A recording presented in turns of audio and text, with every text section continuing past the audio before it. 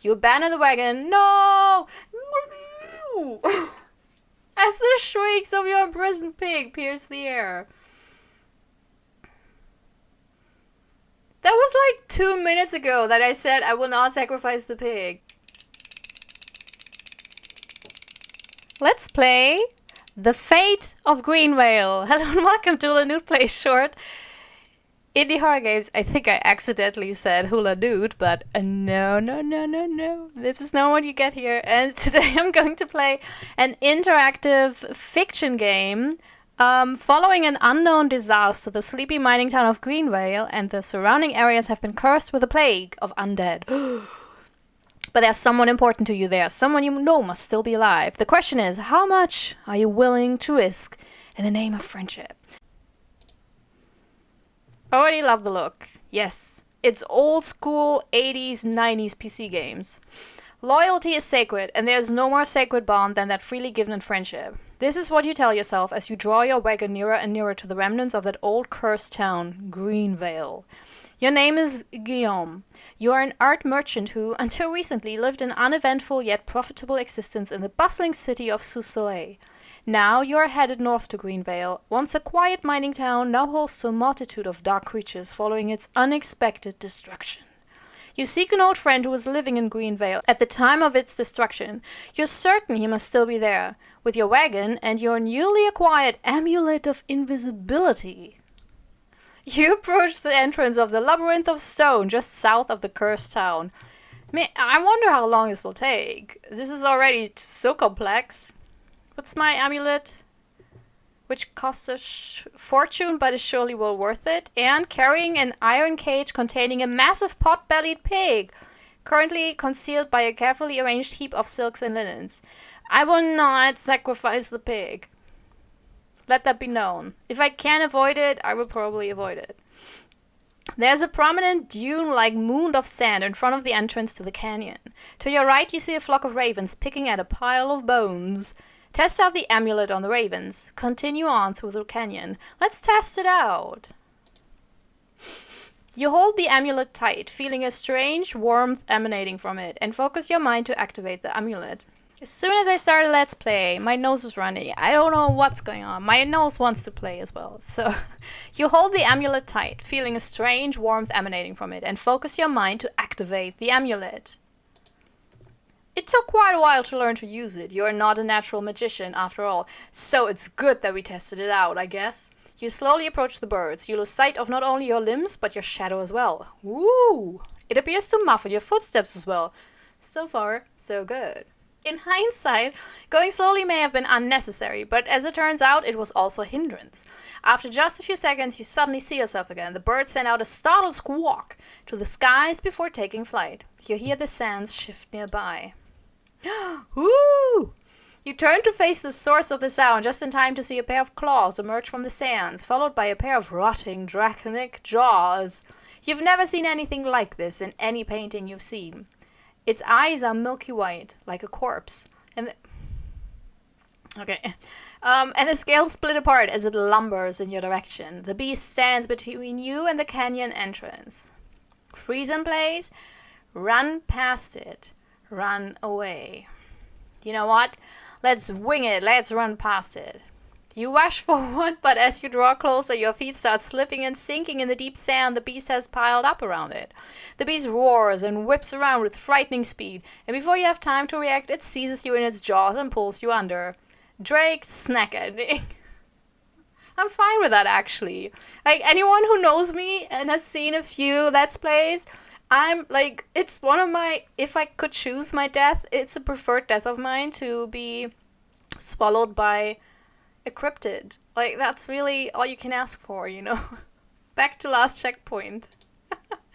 Okay, so run away. Seeing the beast with its beady, milky eyes and rotting flesh showing beneath its scales, you suddenly wonder what you're even doing here. This is none of your concern, and you're unwilling to die to try to sort this out on your own.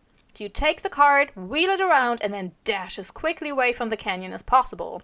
Before long, you feel the vibrations of its claws scrape against the wagon. Moments later, you are jerked backwards as the monster latches onto the back of the wagon with its claws. You abandon the wagon. No! as the shrieks of your imprisoned pig pierce the air. That was like 2 minutes ago that I said I will not sacrifice the pig. Distracted by its new meal, the beast stops pursuing you long enough for you to escape. I don't like this. No, you know what? Freeze in place. Let's see what happens. As the bird takes off, squawking into the sky, the dragon seems to lose interest. It is staring with marble-white eyes in your direction, but it doesn't seem to perceive you as long as you don't make a sound. Okay. Sorry, I had to, yes, I had to kind of, is it cheating? It's not really cheating, is it? It's kind of cheating, but well. You wait, holding your breath, as the beast just stands there. Suddenly you realize that the warmth has begun to return to the stone of the amulet. You focus on the amulet again, and once again the heat dissipates from it and you fade into the night. You take this opportunity to slip past it to the canyon. Continue. The path ahead is a labyrinthine mess of stone spires and rocky overhangs. Parts of it are almost cave-like, with stony structures forming dark passages. It looks difficult to navigate without a map, but you aren't going anywhere specific. All you need to do is head north. Luckily, you thought to bring a compass. You've only passed through Greenvale a few times, but back then you went by road via wagon. Unfortunately, all roads to Greenvale are now blocked by paladins. What the heck, paladins? What's your problem? If you attempted to go that way, they would surely start asking questions about your intent, and you would have no easy answer for them. I mean, you know, I'm on a friend mission. You traverse the dusty landscape, beginning to tremble in fear as you hear the distant hisses of sandrakes, but you can't turn back. Continue. I can, literally. Like, here's the turn back button. You move your wagon out of sight and hold your breath. You can hear their claws scraping on the stone above you. There's a large clearing in the rocks north of you. It's quite a distance. If you went that way, there's a good chance something will see you. But perhaps if you ran fast enough, you could use the amulet to rush to safety. Is it one of those amulets that, like, loses its power the more often I use it? Find a way around. You decide against attempting that dangerous path, instead creeping around the side of the clearing. Then something stops you dead in your tracks. Oh, for fuck's sake. A shadow. No, an apparition. Unlike anything you've ever seen. Ghoulish, only barely humanoid in shape. It appears to have had chunks of flesh viciously torn out of it by massive jaws. Typical of sandrake victims, you think, except they don't ordinarily move around after dying. You continue moving as slowly as possible. It's moving in a fixed pattern, as if repeating a patrol it had followed in life. Thankfully, it doesn't seem to take any notice of you, and you're able to slip by and take another route. Man, my patrol would be like going from my room to the kitchen. Oh, that sounds sad. Don't be sad. I'm okay. I have a good life. The once warm, sleepy town of Greenvale now feels cold and empty. You see ghoulish mirages flickering through the shattered windows of the buildings. Now that you think about it, you're not actually sure where he would be.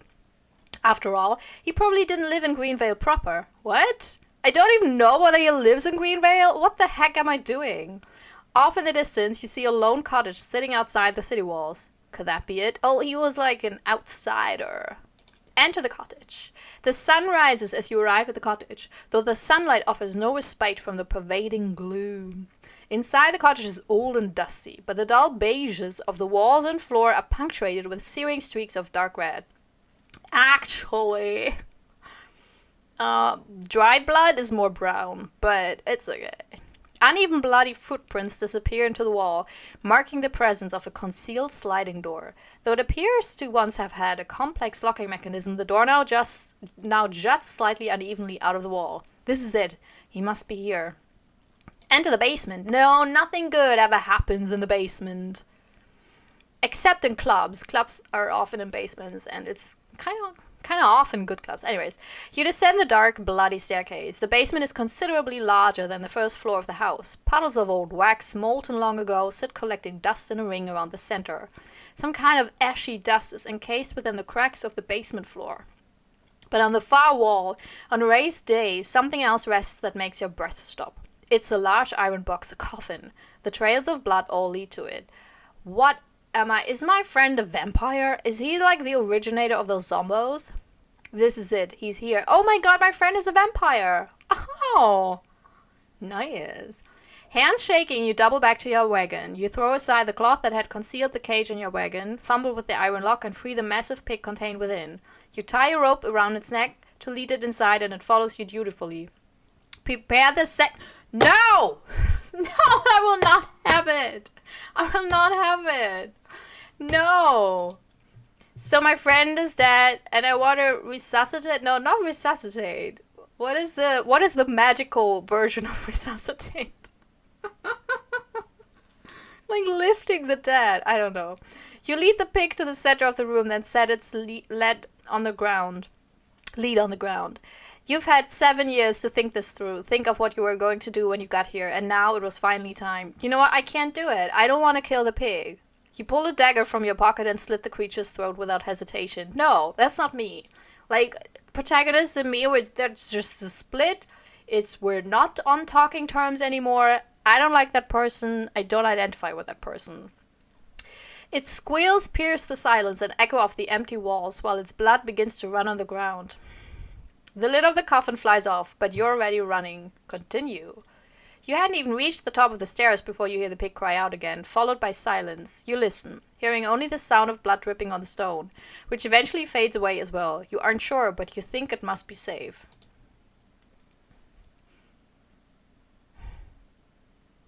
Look at that little pig buddy. Oh, no, I'm not okay. The pig's carcass is lying there, surrounded by a lake of bloodstained stone. A familiar figure kneels there, leaning over the carcass. No sooner had you entered than his red eyes rose to meet yours. Guillaume? He rasped. You sigh with relief. He recognizes you after all. You smile and greet your old friend, the vampire, Pisado. Pisado, you ass! Also, I don't know, couldn't I have just, like, dripped enough in, like, like in a travel mug and then just put that down? Why the pig? He rises to his feet, attempting a dignified stance despite being covered in blood. I think vampires can manage that. For them it's like body lotion, you know. He looks to be in terrible shape. His once exquisite finery has been partially burned and torn to tatters, and he wears an expression of deep regret. Why are you here? He asks at last. I came to find you, you explain. He quietly studies your face. Why? Don't tell me it's immortality you're after. Oh. I don't know. Such an existential question. Would I want to live forever? Is that a thing I would want to do? I feel like no. The world is horrible. But maybe it will be better, and that would be nice to see that. But also it will be worse, maybe. That would not be nice. Did you notice I actually literally studied philosophy. I have an MA in philosophy, in basic, like, studies, and, I mean, obviously, you know, you could totally tell, couldn't you? You know what? No. You shake your head. I just don't want you to rot in a place like this. I greatly admire your work. What work? And I don't want to see that lost. What is he doing? Pisano nods. I see. Thank you. Yeah, I think it's also the better answer. Like, if you resuscitate a friend, raise from the dead, you know, a friend, and then because you want something from them, you're like, why have you risen me from the dead? Well, you owe me $50, so hand it over.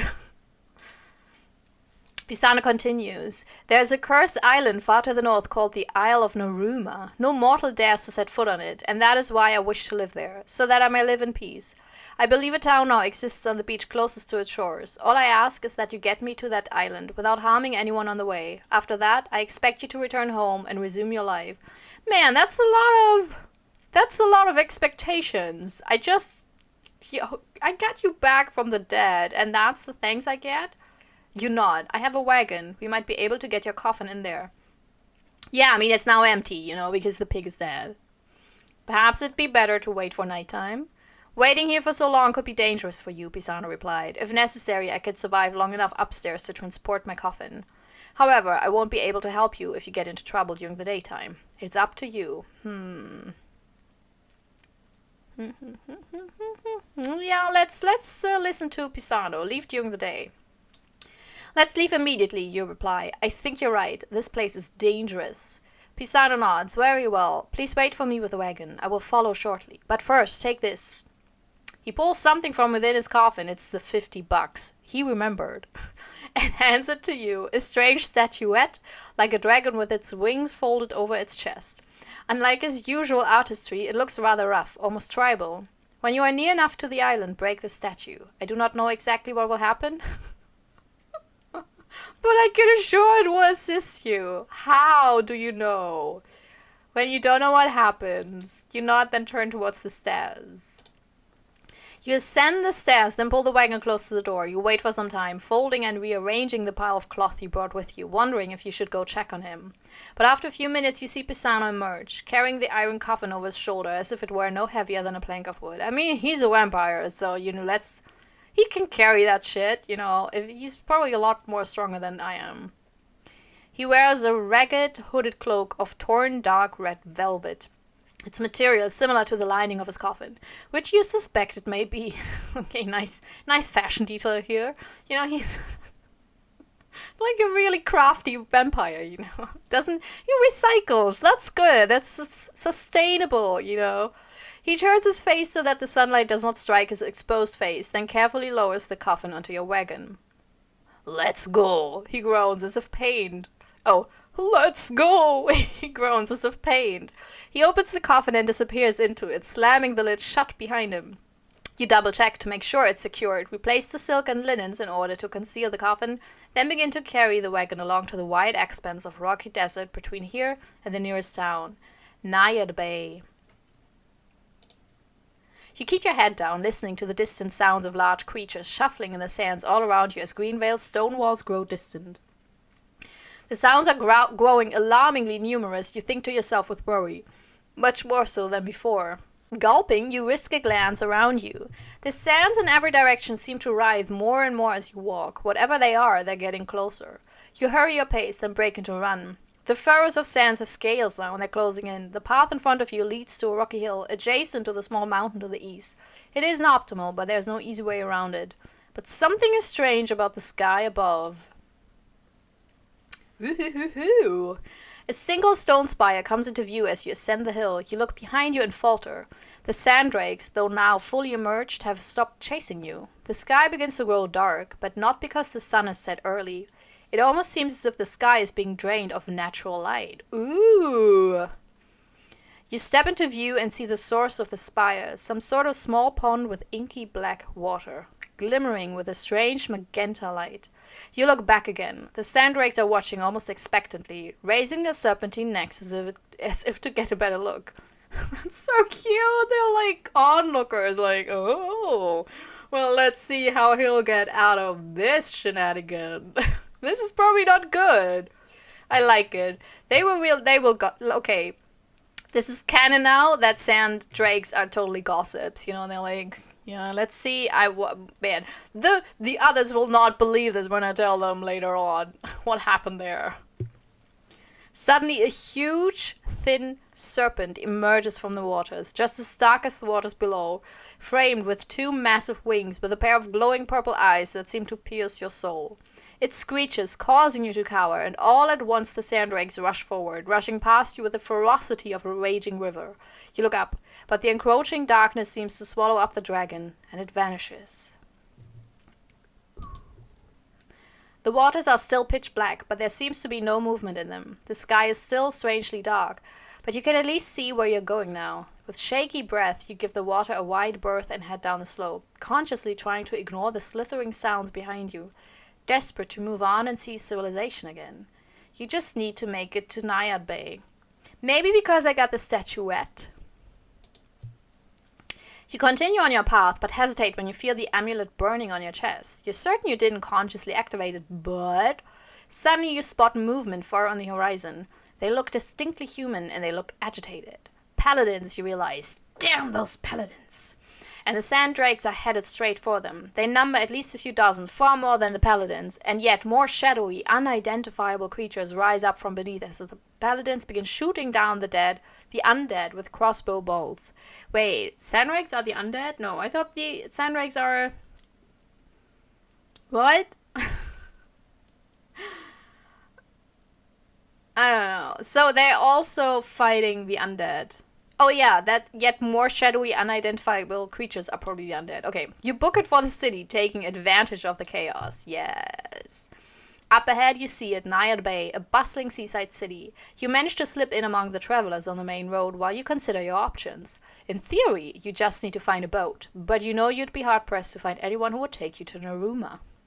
Various armed guards rush past you, only to stop in their tracks. By the sound of it, the fighting is over. You hear a commotion behind you, and people around you turn to look.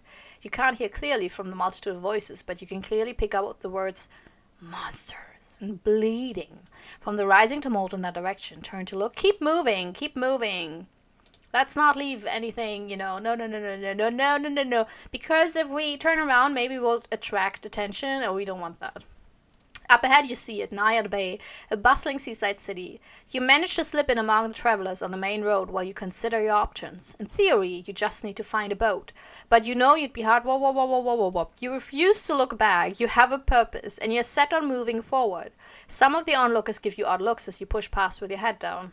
Damn it, you shudder at the gaze. The last thing you want is to attract attention to yourself. Yes, it is the last thing. It's easy to disappear in the stream of travelers on the main road, but still you feel pressure from every wayward glance in your direction. A mix of merchants, wayfarers, and party seekers crowd the street. Woo! Party seekers! I would not have expected that with this world. Like, it seems so drab and dangerous. Where's the party at? From this road you can access any location in Naiad Bay. I maybe can get a boat from the inn. Let's go to the inn. The inn's crowds are raucous and noisy. Every one of the wooden tables are crowded with patrons of various levels of drunkenness, and a small crowd heckles the looters playing on a chair in the corner. Aww. A man pushes past you with a muttered apology, and some of the other patrons look up. Though the man doesn't look at you, he's clearly a paladin, or at least he wears a tabard of one, though it is old and moth-eaten. Without asking questions, the barkeep pours a drink for him and sets it on the counter, which the man accepts gratefully. Now that you think about it, the clamor from outside seems to have died down considerably. You consider asking for a room, but you still haven't figured out your plans to set sail. Speak to the paladin. Yeah, why not? You swallow and sit down beside the paladin. He bears an aura of indescribably sorrow, but he also seems rather tense, as if expecting something terrible to occur. He glances sidelong at you as you sit down, but does not turn to face you. Why would I tell him everything? No, I'm asking him about himself. The paladin sighs and stares into his glass. Honestly, I'd rather not talk about myself too much. Suffice it to say that I used to be part of the Holy Order, but no longer associate with them. I do odd jobs that are too dangerous for common folk and not important enough for the Holy Order to take care of. It's been that way for almost 7 years now. You pause. 7 years ago was the destruction of Greenvale. You awkwardly excuse yourself, seeing as he doesn't seem in much of a talking mood. Oh, so that was a load of nothing? I don't want to go to the cellar. Let's go to the Naiad Bay main road. And let's go to the... No! Shit. A collection of merchant ships of varying sizes are docked at this shoreline. You've been on a boat a couple of times, mostly for business reasons. The disconnect between your old life and your current undertaking suddenly strikes you as jarring. You watch the boats gently rock on the surf, doing your best to ignore the bustle around you. You'd never even considered hijacking a ship before, and hopefully you won't have to. You recognize one of the ships, the Astrologer, the only merchant ship currently docked, and the only one you could feasibly get away with boarding on short notice. Its captain recognizes you too, and nods at you. You feel a jolt of discomfort as you make eye contact with him. Speak to the captain of the Astrologer. You hesitantly leave the wagon in a safe spot and approach the captain. Guillaume of Sausoyer, ain't it? He asks, what are you doing all the way up here by yourself? You freeze. That's right, you'd usually be traveling with at least some associates, if not an entire caravan. Nevertheless, you try your best to explain that you've been tasked with an unexpected delivery and that you're in a hurry. The captain raises an eyebrow, looking at your card. Textiles. Didn't think that was your thing. Anyways, I can't let anyone on without the proper papers. Sorry, but you have to go through the Albatross Trading Company. They're pretty particular about their passengers after that cat incident. You sigh heavily and thank him, then continue on your way. Well, let's go back to the inn. Let's go to the cellar. Overwhelmed and trying to collect your thoughts, you sneak into the cellar. As you do. Rows of wine casks line the cellar, creating claustrophobic atmosphere and a shelter for squeaking rats. Beyond that, nothing seems to be out of the ordinary, save for a bundle of rags near the back.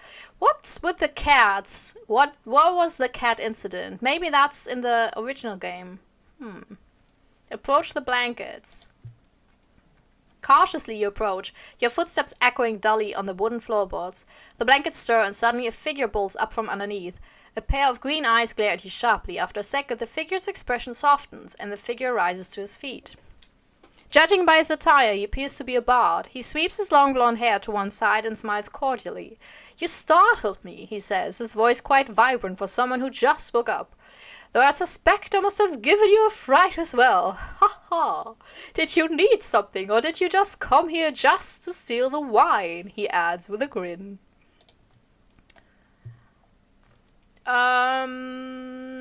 Wait, he interrupts before you can turn to leave. You stiffen, but he continues, still grinning. Let me guess, you want to stow away on a ship, right? You swallow. That's close enough to the truth, you think to yourself. No, that's not it, is it? He continued seemingly to himself. You look well off, judging by the clothes. Contraband, then? He smiled brightly. Startled, you hesitantly nod. He continues. I'll help you if you like. For a fee, of course. Night's the best time to do it, you know. Come find me tonight. I'm sure we can arrange something. Can I trust him? Also, are there any women in this world? Apparently not. The inn's crowds are raucous and noisy. Everyone at the wooden tables, blah blah blah. Speak to the paladin, ask for a room. Ask for a room, because we're waiting for nighttime. That'll be 10 gold.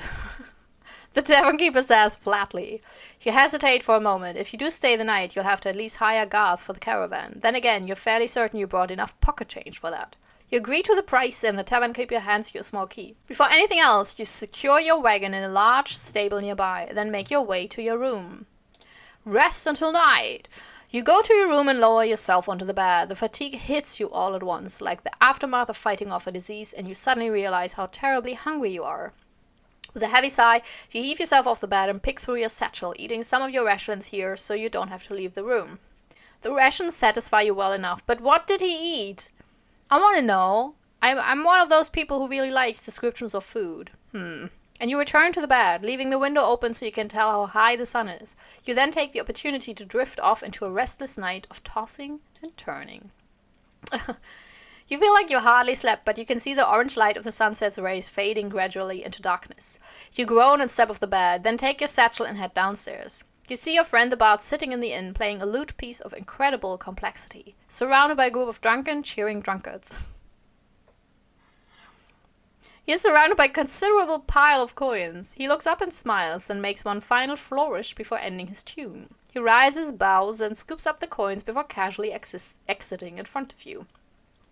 You leave the inn and begin making your way into the stable where you left your wagon. Though you exited shortly before the bard, he is nowhere in sight. The wagon is right where you left it, and the linens inside appear to be undisturbed. Certainly, you think there'd be a bit more commotion if someone had discovered it. To the docks! Oh man, that's so much. So much text. Carefully you take your wagon and wheel it away from the city, approaching the docks. You're certain no one is around, that no one will see you here. You see the bard there, with a friendly smile. So this is it, eh? You nod. He stops staring at it, suddenly looking profoundly uncomfortable, squinting as if unsure what he was seeing. Is something wrong? You ask. Change of plans, you hear him mutter to himself. Change of plans, you hear him mutter to himself. He steps close to you, grinning broadly, and whispers, You're good at keeping secrets, aren't you? He lets the question hang uncomfortably as you find yourself at a loss for words, then continues, Count yourself lucky, I feel like helping you. I wasn't originally planning on it. You should really be less trusting, you know? He reaches into his vest and pulls out some papers, then extends them to you. You take a look at the papers. They are stamped with embossed lettering that read, that read Albatross Trading Company. You look up. How did you come across these? Does it matter? He replies with an apathetic air. These will get you and your wagon on that ship there, the Astrologer. It's due to leave in the morning. I thought you said these things were best done at night, you say flatly. He chuckles. As I said, I wasn't originally intending to help you. Now go on, back into the inn. Oh my god, I think he was planning to rob me. And maybe he saw the coffin and was like, oh, that's probably a vampire. I'm not dealing with that shit. Get a proper night's rest. I imagine you'll need it. Oh, one more thing. Do you plan on coming back from your trip?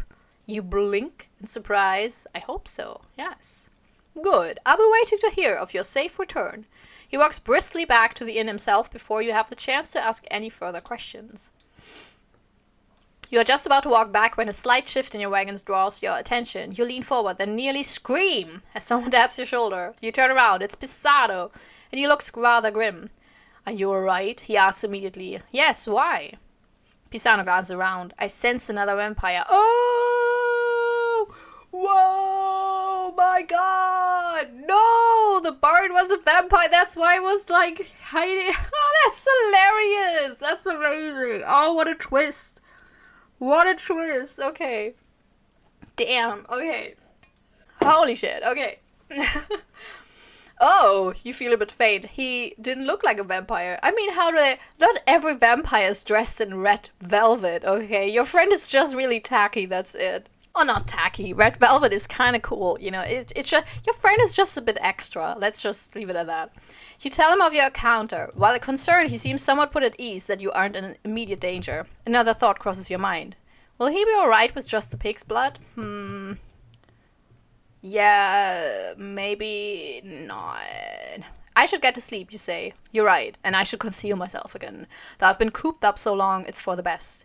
He vanishes into a mist, and the cloth in the cart shifts again. You return to the inn and try your best to sleep. You wake up early, having gotten plenty of sleep the previous night. You once again take the wagon, wheeling it onto the dock. Pretending it's business as usual, you show your papers to the porter and ask them to take the wagon intact onto the ship.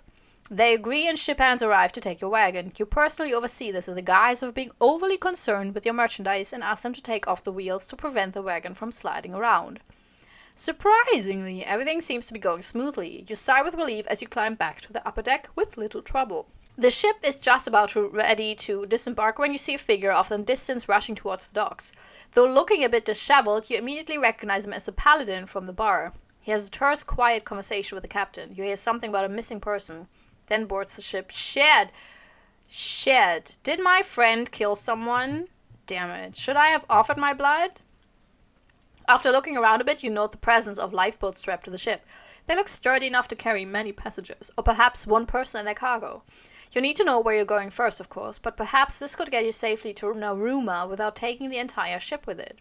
You know the sea route well enough. You've taken it often enough to the port of Athemia in the north. You reach into your pockets and pull out the strange statuette Pisano gave you. He told you to break it when you get close enough. And now's the time. You're as close as you can possibly get, when you can faintly see the dark fog that hangs around Naruma. It's too late to turn back now. Break the statue! You throw the statue to the ground and it shatters, leaving two intact halves of solid stone. A purple smoke rises up from where it splits, spreading out in a cloud several meters around it. You instinctively reach to cover your mouth and nose, but you find it has no odor, and no sensory feel save for a slight prickling at the back of your neck. For a moment, nothing happens. A cloud moves over the sun, casting a gloomy shadow over the sparkling waves. But that gloom soon becomes much darker. Bewildered, you look up. There is no cloud, but an ever-intensifying dark haze that has now turned day into night. Swirling shapes form within the haze, and you swear you see the glint of purple eyes. Ooh, it's the dragon, or the serpent. The seas become rough, the icy water spray cutting like knives where it strikes bare flesh. The howl jerks with a full thud, as if struck with something massive. The cracking of 1,000 planks of wood pierce your eardrums, and you suddenly find yourself falling. A light purple glow fills your vision as you lose consciousness. Pisano, what did you do? That wasn't cool. You come to slowly. A rush of icy seawater momentarily suffocates you, causing you to cough and sputter violently. You feel rough granules like sand scraping against your face and eyelids. You raise yourself up on your elbows and attempt to wipe it off so you can better survey your surroundings. This is not Naiad Bay, nor is it the port of Euthymia. You stare at the dense, untamed jungle before you, dark and snarled with thorny plants and shrouded in darkness. You must have made it to the Isle of Naruma after all. You look around, hoping to find something useful. You still possess the amulet. That is some consolation, at least. Then, further down the beach, you spot a prone, humanoid figure. Anxiety flutters in your chest as you make your way over. You halt in your tracks, recognizing the uniform on the prone figure. It's that paladin from the ship. How did he even get here? You don't have time to wonder as he begins to stir, rising to his knees with a hand to his head. Like you, the paladin's first instinct is to check his surroundings. The minute he sees you, however, he straightens himself out and rises to his feet. He hesitates, lifts a hand in greeting, then runs over to you. After observing cautiously you for a moment, he speaks. You were aboard this Swallower too, weren't you, Guillaume, I think? Are you alright? Are you hurt? You stammer to reply, but can't find any words. He sighs and continues. It's not safe here. Stick close to me, alright? We'll find a way off this god-forsaken island. My name is Sarias, by the way, but this isn't the time for introductions. I mean, just a name, I don't need your life story, but just a name. It's not, oh well. Sarias scans the area carefully and pauses. Look! Sarias points at the edge of the jungle. You hadn't noticed it before, but there's a small path where the plants have been pushed aside or trampled. Jesus, it's so much text! I thought it was shorter. God damn it, visual novels and interactive fictions are always like 2,000 million words. Here you go. Keep it short. Okay. But there's a small path where the plants have been pushed aside. The sand, too, appears to have been disturbed nearby recently. You follow the trail with your eyes, leading towards the ocean. Sarias walks closer, his footsteps slowing as he looks up and down the trail. It looks like something heavy was dragged through here. He stared at the edge of the ocean, where the choppy waves erased the evidence of what might have happened there. More concerning still, the tracks appear to be relatively fresh, not yet erased by the whipping winds. It's Pisano. I mean, that's not... Sarias groaned. I guess there's only two options. Wander around the shore, follow this trail into the jungle. He stands grimacing at the trail, looking conflicted. Follow the trail. We follow the yellow brick road. We follow the... Okay. Sarias sighs. You're right. Even if we don't find any resources, we should at least ensure our immediate surroundings are safe before setting up camp. He still looks hesitant, but he draws his short sword from his scabbard and steps slowly forward. Like, how long is this story? I thought it would be done with us being in Naruma. Oh my god, did I make a terrible mistake? Is this like a 60,000 word novel? As you and Sarias traverse the path that has been cleared for you, you catch sight of crumbled stone and jagged heaps. Remnants of the ancient civilization that once thrived here. If you were more inclined to it, you might stop in awe of the archaeological mystery that has remained untouched by modern civilization. The terrain is rocky and uneven, almost mountainous without the elevation, but the plants thrive here nonetheless. The twisted foliage becomes denser as you go, and the path opens up to a vast clearing. Woo! A pyramidal shrine of dark blue grain. That's a pyramid. You could just say it. It's not pyramidal, it's a pyramid. A pyramidal shrine of dark blue grain stone looms over its surroundings. The staircase ascending the side facing you, and rivulets of blood collecting in pools at its base. My god, Posada, what are you doing? This is not what we agreed to. As you approach, you catch a glimpse of motion inside the shrine at the top. Strange amalgamations of bones stood watch from within, and a few of their number emerged to reveal them as shapen heads and meet your gaze. These must be the creatures that brought Pisano to this place from shore, you realize. Before you can remark on it, the bone creature raises an alarm, an unearthly shriek that draws more creatures from within. Sarias curses and rushes forward to meet them. No! No, Sarias! Just no! But no sooner had he done so than they retreated further into the shrine, behind a figure walking forward. Standing at the top of the stairs is the vampire, Pisano. Yeah, you have some explaining to do. Sarias ascends the stairs, going pale at the sight of Pisano. You, Sarias growls, I waited 7 years to get my revenge for Greenvale. He struggles for words. Pisano regards him silently and turns to you. Do you know him, Guillaume? Sarias stares at you. What? You? You avert your eyes from his accusing stare. His name is Sarias. He's a former paladin. Sarias looks mortified. Before I can say anything, dozens of skeletal figures emerge from the darkness, some still covered in dirt when they have risen from the earth. Sarai shakes, though whether it's from fear or adrenaline you aren't certain. Either way, it's clear who has the advantage here. Pisano stares down the paladin with an icy hatred in his eyes, the likes of which you haven't seen before.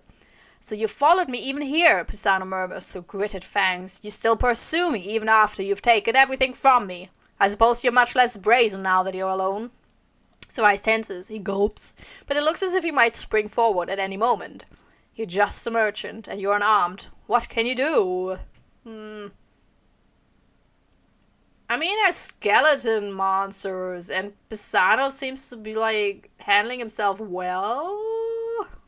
But apparently I'm really in love with Pisano. I mean, it can be also platonic love, you know, it doesn't have to be romantic, but I feel like, I mean, all the trouble I've been through. Yeah, let's try to intervene. Wait! You step in between the two of them. Both sides seem surprised enough to hear you out. At least, so you think.